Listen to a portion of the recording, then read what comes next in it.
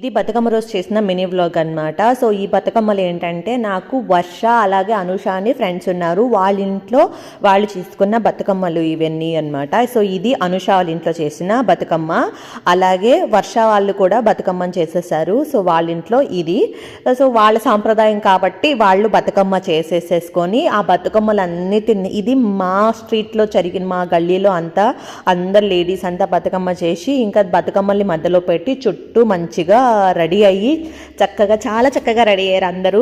అందరూ మహాలక్ష్మిలాగా ఉన్నారనమాట. సో చుట్టూ ఇలా కాసేపు పాటలకి డ్యాన్స్లు వేసేసి, అలాగే మాకు దగ్గరలో టెంపుల్ ఉంది, అక్కడ ఈ బతుకమ్మలన్నీ అక్కడ వాటర్లో వేసేసారనమాట. సో వాటర్ని ఎలా చేశారంటే చుట్టూ ఒక కొలల్లోగా తయారు చేసేసి దాని మధ్యలో పట్ట పెట్టి దాంట్లో వాటర్ పోసి అందులో వదలడం జరిగిందనమాట. సో నేనైతే అన్ఫార్చునేట్లీ వెళ్ళలేకపోయాను.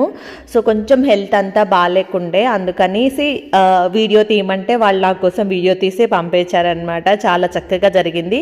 ఇదైతే మా ఇంటి ముందే నేనైతే చూశాను, కానీ అయితే నేను పార్టిసిపేట్ చేయలేదన్నమాట. సో మిస్ అయినందుకు కొంచెం బాధ ఉండే, బట్ ఇట్స్ ఓకే. అంత చక్కగా అయితే బతుకమ్మ జరిగింది. నేనైతే బతుకమ్మ అండ్ నవరాత్రుల్లో ప్రతిరోజు టెంపుల్కి వెళ్ళడము, అక్కడ అంతా మంచిగా పూజలో కూర్చోవడం, ఇవంతా ఫస్ట్ టైం అనమాట. చాలా చక్కగా జరిగే నవరాత్రులు అన్నీ మంచిగా అయ్యాయి ఇప్పటి వరకు కూడా. సో మీ అమ్మవారి ఆశీస్సులు మీ మీద కూడా ఉండాలి అని చెప్పేసి మనస్ఫూర్తిగా కోరుకుంటున్నాను. ఈ వీడియోకి అయితే ఇంతే.